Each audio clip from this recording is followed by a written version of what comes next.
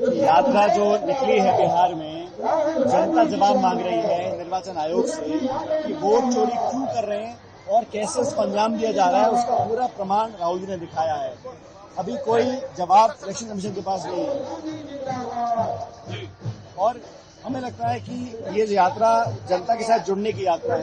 बिहार के लोग बदलाव चाह रहे हैं, लेकिन यहाँ वोट चोरी को रोकने के लिए जनता सड़कों पे आई है और राहुल जी ने जो बेड़ा उठाया है कि पारदर्शी ईमानदारी तरीके से चुनाव होना चाहिए, उसको हासिल करके रहेंगे। सवाल ये कि हम पूछते हैं इलेक्शन कमीशन से कुछ, जवाब भाजपा देती है और सीसीटीवी फुटेज जो कैमरा की है उसको नष्ट करने का मन क्यों मना इलेक्शन कमीशन ने, वोटर लिस्ट की कॉपी हमको क्यों नहीं दे रहे हैं। तो कहीं ना कहीं मन में कुछ संदिग्ध काम करने की मंशा है, ये प्रतीत होता है। लेकिन बिहार के लोग समझदार लोग हैं, यहाँ लाखों लोगों के नाम आप काटना चाह रहे हैं, उसके खिलाफ उसके विरोध में हम लोग सड़कों पर हैं। लेकिन जो जनसैलाब आज उमड़ कर आ रहा है राहुल जी की यात्रा में आरजेडी के नेता के साथ, मुझे लग रहा है कि इससे बदलाव की आहट अब पूरे बिहार में गूंज रही है। पूरे देश में एफआईआर एक साथ लागू किया जाएगा, क्या नैरेटिव चेंज होगा इससे? वो ऐसे कैसे कर सकते हैं? हम कहते हैं आप अपना काम करो, जांच तो करो। जो प्रमाण राहुल जी ने दिए हैं कर्नाटक के अंदर, उसकी जांच नहीं करना चाहते हैं। आप हलफनामा मांग रहे हैं, हम कमियां निकाल रहे हैं, गलतियां बता रहे हैं प्रमाण के साथ, उसको मानने से आप इनकार करते हैं। और बिहार के अंदर मैं समझता हूं जो आज एंटी इनकम्बेंसी है, लोग बदलाव चाह रहे हैं। भाजपा की और नीतीश जी की सरकार है, 30 साल से यहाँ पर लगातार वो सत्ता में है, लेकिन अब बदलाव की आहट हर घर में दिखाई दे रही है। हर वर्ग, हर जाति धर्म हमारे साथ है।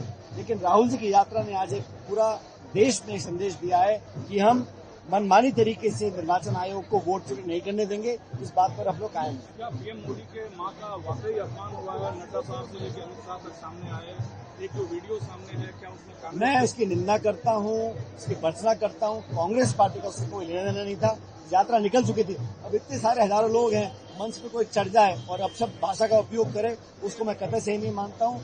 सभ्य सौम्य राजनीति में इस प्रकार की भाषा की कोई जगह नहीं है और जिसने भी ऐसा कहा होगा वो समझता हूँ हमारी पार्टी को लेन देना उसका नहीं था। यात्रा निकल जाए और बाद में मंच पे कोई चढ़ जाए और बोल दे, जिसने भी कहा गलत का नहीं कहना चाहिए।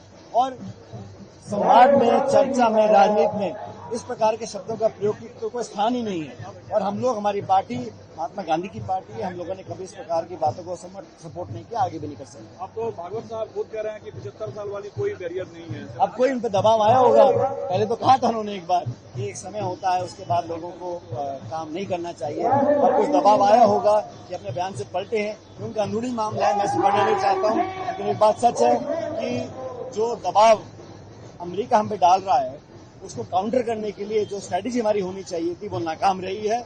और खास करके जो टैरिफ लगाया है 50% का, सरकार को बहुत पहले से एक पैकेज बनाना चाहिए था। जब चंद उद्योगपतियों के लिए आप लाखों करोड़ का पैकेज बना सकते हो, तो cottage and small scale industry के लिए आपने कोई पैकेज क्यों नहीं बनाया? कुछ लाइन ऑफ क्रेडिट, कुछ सब्सिडी, कुछ एक्सपोर्ट्स में राहत हम दिला सकते थे, लेकिन सरकार ने बहुत लेट रिएक्ट किया है। इस रिएक्शन से जो लाखों लोगों की नौकरी जाने वाली है, उन पर खतरे की घंटी बज रही है और इसको टैकल करने में सरकार पूरी तरह विफल है। रोजगार तो है नहीं, आप लोगों की यूथ है, युवा आपको फॉलो करता है।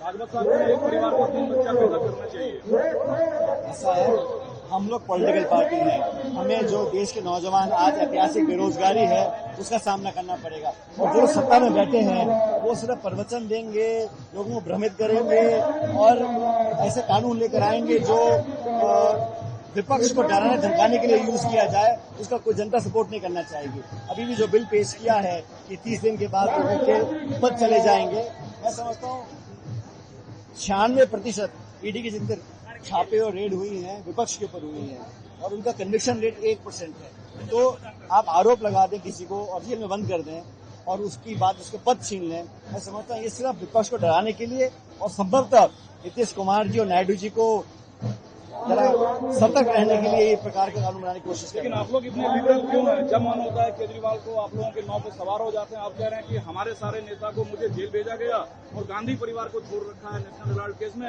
ये सेटिंग है बीजेपी कांग्रेस की। अब वो कहीं ना कहीं उनके मन में मलाल होगा, चुनाव हार गए दिल्ली का, हो सकता है इसलिए ऐसा बोल दिया हो।